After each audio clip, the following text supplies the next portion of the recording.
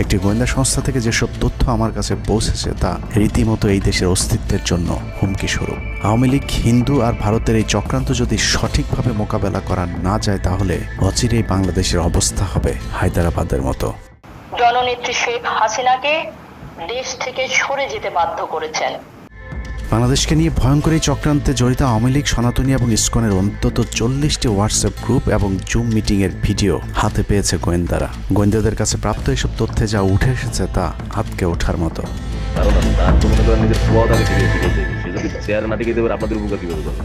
সেনাপ্রধান জামাত হলে এতদিন আওয়ামী লীগ বাইচে ফেলা দিত, ঠিক আছে? এটা তো আমাদেরও আওয়ামী লীগেরও একটা গেম হতে পারে, বলা যায় জামাত শিবিরের উপরে সব চাপা দিতে পারে, এটাও হতে পারে। এসব গ্রুপগুলোতে রীতিমতো বাংলাদেশের বিরুদ্ধে যুদ্ধের প্রস্তুতি চলছে। গ্রুপে তাদের সাথে সাবেক আওয়ামী লীগ সরকারের শীর্ষস্থানীয় নেতা থেকে বর্তমান সেনাবাহিনীতে চাকরিরত জেনারেল পর্যন্ত মাঝে মধ্যেই নাকি যোগ দিচ্ছেন। নানক ভাই থেকে শুরু করে আমাদের সুজিত দা, তারপর আরো অনেক টপ লেভেলের যারা মন্ত্রী, মিনিস্টার, প্রতিমন্ত্রী, তারপরে ইভেন কামাল ভাই। তো এখন বিষয়টা হচ্ছে যে ইভেন রাষ্ট্রপতির যে একেবারেই মানে কি বলে তার যে একেবারে মানে রাইট হ্যান্ড সচিব, উনিও আমাদের সাথে 2 দিন জয়েন করছেন। তো এখন ওনারা আসলে ভালো হইতো, যারা যারা আসেন আসলে ভালো হইতো। অনেক আমাদের এখানে প্রায় 12 থেকে 13 জন আপনার এমপি এসে কথা বলেছেন, যেটা আপনারা জানেন না, ঠিক আছে?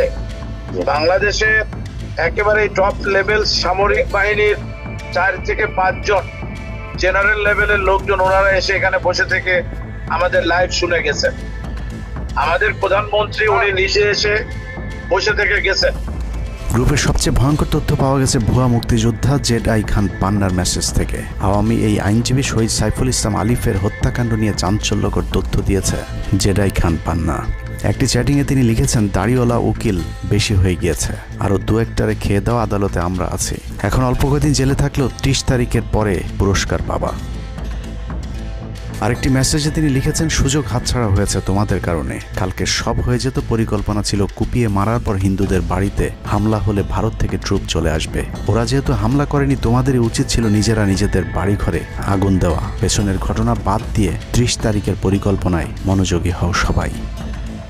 শহীদ আলিফ হত্যাকাণ্ড নিয়ে আরেকজন লিখেছেন, কালকে আদালতে একটা লাশ পড়বে, হিন্দু ভাইদের পাশে আমাদের সবাইকে থাকতে হবে, ব্রিগেড মেজরের কমান্ড মেনে চলতে হবে। 30 তারিখের কর্মসূচি নিয়ে গ্রুপটিতে সশস্ত্র যুদ্ধের মাধ্যমে দেশ দখলের ভয়ঙ্কর সব আলোচনা করার ভিডিও হাতে এসেছে আমাদের। তারা বাংলাদেশের অস্ত্রগুলি আছে, এই অস্ত্রগুলি কোথায় আছে আমার কাছে অলরেডি খবর আছে। আমি নিউজ দিচ্ছি গোয়েন্দাদের মাধ্যমে।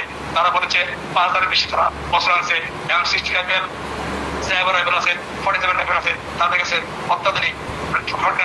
আলোচকদের একজন বলছিলেন, সাবেক এবং বর্তমান পুলিশের সমন্বয়ে 1700 অস্ত্রধারী গ্যারিলা প্রস্তুত করা হয়েছে 30 নভেম্বরের জন্য।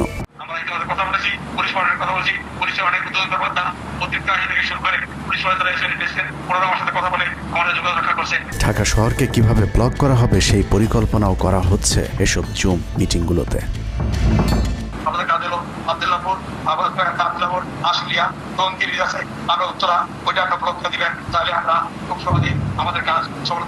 সশস্ত্র যুদ্ধের জন্য পুরো দেশকে মোট 10টি বিভাগে বিভক্ত করা হয়েছে, যেখানে একজন করে ব্রিগেড মেজর নিয়োগ দেওয়া হয়েছে, যাদের সবাই দেশেই অবস্থান করছেন। এর মধ্যে গ্রুপে প্রাপ্ত জেডআই খান পান্নার নম্বরটিতে মেসেজ পাঠানো হলে মুহূর্তেই সাড়া দেন তিনি। কল করতেই গড় গড় করে সবকিছু স্বীকার করেন। জেডআই খান পান্না, জি আমি তাই। 30 তারিখ 50 থেকে 80 ভাগ পুলিশ, আনসার, এমনকি সচিবালয়ের আমলারাও তাদের পক্ষে মাঠে নামবে বলে স্বীকার করেন গেরিলা আক্রমণের পরিকল্পনাকারী জেডআই খান পান্না। আপনারা কি কোনো গেরিলা ইনভেশন হামলা করা যাবে? ঢাকার স্টুডেন্টরা যদি এখনো সাপোর্টার্স অর্গানাইজ হইতে নামে, এই অ্যাডমিনিস্ট্রেশনের 50% না 80% লোক নামে আসবে, পার্টিকুলারলি পুলিশ, আনসার এবং সেক্রেটারিয়েট থেকে।